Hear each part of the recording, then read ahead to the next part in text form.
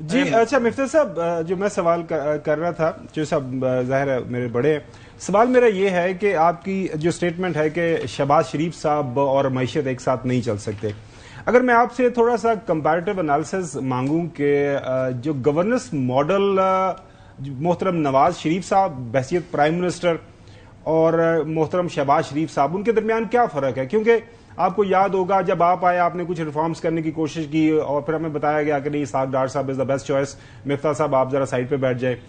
اب جو ہے وہی میجورٹی لوگ وہی ہیں، وہ کہتے ہیں کہ ہم سے زیادہ ایکسپیرینس کو بندہ نہیں ہے، ظاہر ہے 80 سے آنورڈ کا ایکسپیرینس ہے۔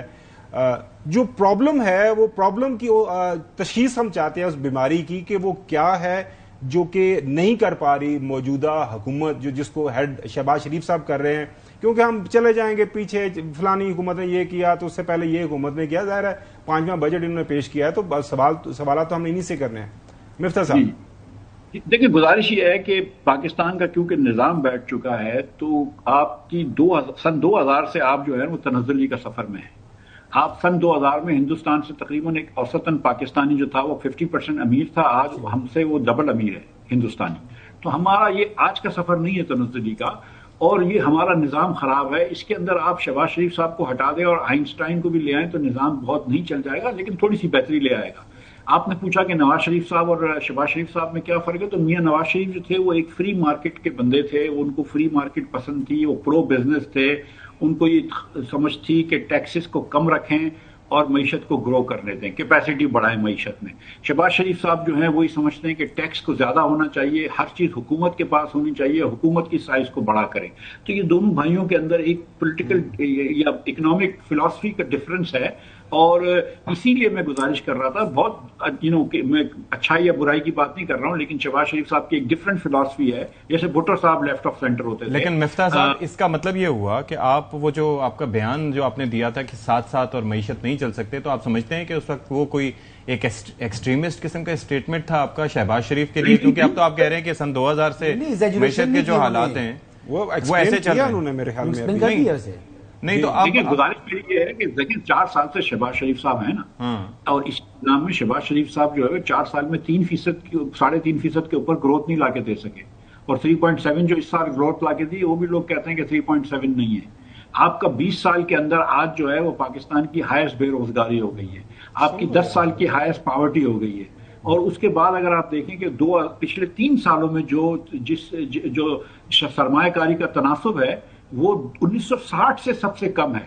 تو ہم یہ کہہ رہے ہیں کہ نظام برا ہے، بالکل نظام کو تبدیل ہونا چاہیے، اس نظام میں کوئی بھی کامیاب نہیں ہو سکتا، یہ بالکل کہہ رہے ہیں، لیکن اس نظام کے اندر بھی آپ تھوڑی سی سپیڈ کم یا زیادہ کر سکتے تھے۔ میری اپنی رائے ہے اکنامک کرنچ بھی تو دیکھو نا، عالمی طور کے اوپر بھی دیکھ لیں کہ لوگوں کو یعنی ممالک کو بھی مالی مشکلات کا سامنا کرنا پڑ رہا ہے اس ٹائم، لیکن آپ یہ 4 سال کا ذکر جب کرتے ہیں نا تو میرا ہارٹ بیٹ تھوڑی اوپر نیچے ہو جاتی ہے۔ کہ خاور صاحب جو کہتے ہیں کہ جو پی ڈی ایم گورنمنٹ تھی وہ اس ملک کے لیے فائنینشلی جو ہے ڈیزاسٹر تھا، اور اس میں آپ تھے وزیر خزانہ، تو میں یہ بات کہتا ہوں کہ یہ دل میرا اوپر نیچے ہو جاتا ہے جب 4 سال کی ذکر کرتے ہیں۔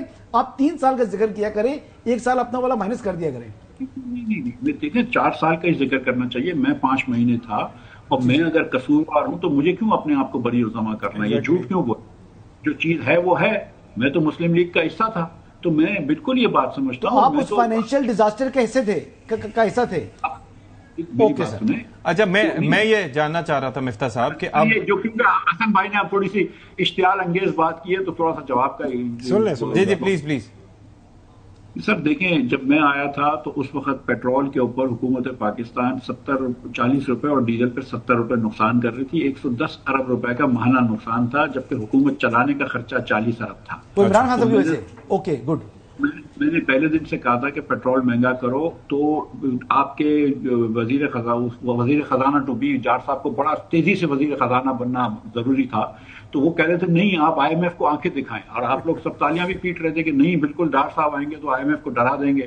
پھر تو مفتاح اسماعیل نے آئی ایم ایف کو واپس لایا، اور مفتاح اسماعیل کے زمانے میں بانڈ پرائسز کی واپس آئیں، اور ہم نے اللہ کی مہربانی سے تو میں اس وقت بھی کہتا تھا کہ سیاست کو نہیں بچاؤ، آپ امانت پہ ہیں آپ کے ملک کی، اگر آپ فائنانس منسٹری پہ یا پرائم منسٹری پہ بیٹھتے ہیں آپ کو امانت ہے، آپ کو ملک کا فائدہ دیکھنا چاہیے۔ اور ہم نے وہ جتنی مجھے میاں نواز شریف سے اور ڈار صاحب سے بحث کرنی پڑی، شہباز صاحب چپ ہو کے بیٹھ جاتے تھے، وہ بولتے تھے کہ ان کو پتا تھا کہ مفتاح صحیح کہہ رہا ہے، میں کرتا تھا بحث، اور میں نے اس ملک کو اس وقت نکالا بحران سے اللہ کی مہربانی سے. سر کیسی بات کر رہی ہیں؟ یہاں پر تو ہمیں کہانیاں سنائی جاتی ہیں کہ ملک جو ہے اسکائی راکٹ کے اوپر جو ہے نا اس طریقے سے ترقی کر رہا تھا. عمران خان صاحب نے اتنی گروتھ دیکھی گئے تھے, لارج اسکیل مینوفیکچرنگ کس طرح چل رہی تھی, یہ تو سن کر میرے کان پک گئے ہیں. مفتاح صاحب بتاتے رہے ہیں, چوہدری صاحب بتاتے رہے ہیں. مفتاح صاحب ایک سوال, آپ ایک دم اشتعال بریک کے بعد عمران خان کی بڑائی کر لیجیے گا. یہ اتنی میری گزارش یہ ہے کہ پھر جب مجھے ہٹایا گیا تو اس کے بعد سر 2 مرتبہ ملک ڈیفالٹ سے بچا ہے. ایک مرتبہ میں نے بچایا اور دوسری مرتبہ جب ڈار صاحب ڈیفالٹ پہ لے کے گئے, آئی ایم ایف کو آنکھیں دکھائیں, ایک دن میں روپیہ 40 روپے ڈی ویلیو ہوا, ادھر 36% کا انفلیشن ہو گیا, تو ڈار صاحب کو پاکستان چھوڑ کے شہباز شریف صاحب چلے گئے تھے آئی ایم ایف سے ملنے کے لیے.